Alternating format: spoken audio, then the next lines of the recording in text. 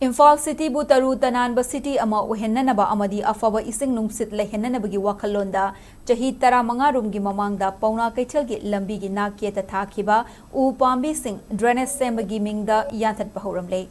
Keithel asigi nakyeta hauriba mapung marai faraba Oo-Pambi sing asi Yanthatkhre asida miyamna pendaba faunare. Hiramasigi matangda pauda mama.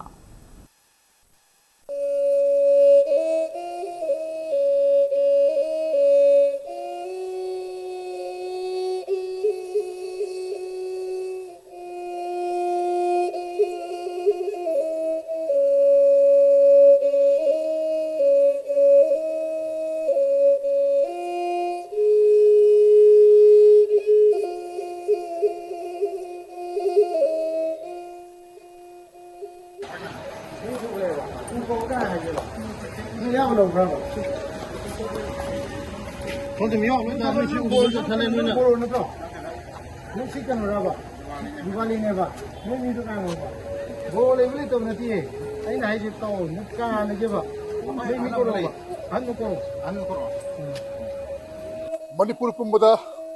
tonga mafam singa Oo-Pambi sing thaduna honglaiba ai nga sa mali nungi nusai khala sibu khada we busu nathok bangamna ba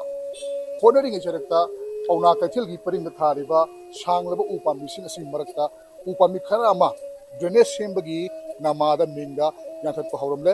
miyamna ubiriba si kogi mapung mari pharaba masidagi na chahi tara mangarong ni mamangda thakhiba Oo-Pambi sing drainage sembagi Mingda Yanthatkhre mamini maruina Paona Keithel gi nage thariba using asi chahi tara mangarong ni mamangda matamada palamba kogi SPF sarkar habitare lenga habitare madugi makhada PDA madi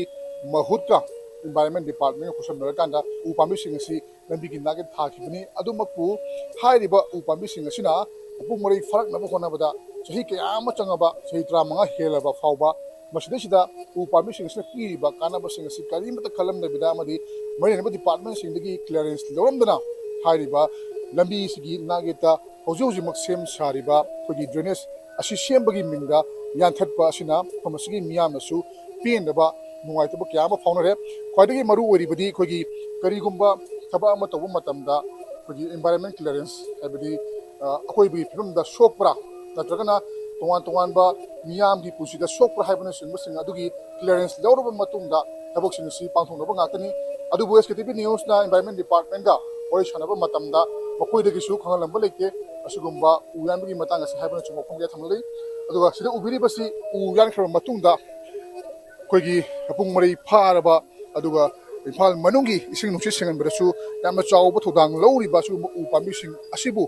kathakhraba matungda taraga leibagi fibamni aduga dukan phamliba akoi mafam sile miyamgasu wari sanabagi tanja adu lawjage haiba tare aije to sangtian na dai da dukan phamjara pona si uje akoina khangpada sai mukti wangamne si aina moina di hai uji yandi yaloi adu laiko sakani hai mamangge sida maju tugre adi si khoi jaga khoi dukan jaga sida muk torom ngarang je aiju la hawda bai tar nuai tiam environment moina pollution control mayam su tawri ni adi ban adu ri natana ukhan ma phun pai ba agi kai hujik sare hai tar dukan ngasi ek lak kan sabi masa du phau usulo Yanthatkhre ji nuai jadi bo wakal long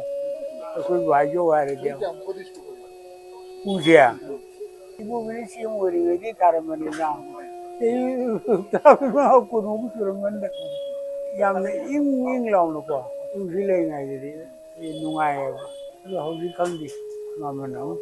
to jalan to ko samu jana chai saya tadi ke jual ni jana ba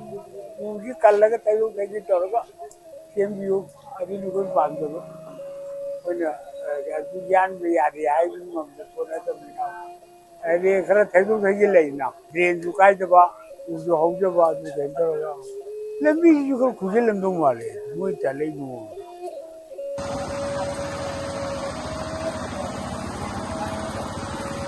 hairiba thodosigi matangda marinabasing ufamase laga ingsilaba yabagi phibamda leiri amaromda akoigi miyamna Oo-Pambi sing asi hinghanaba honaba adu mafam kyadana Oo-Pambi sing paktakna thabagi adumba thawong sing adugi ora tainabada sungamba thawong sing asi karamna pakhalam libano masigi matangda marinabasina karam wafam thamakadori bage habna chungu singa sidi ngai mine batari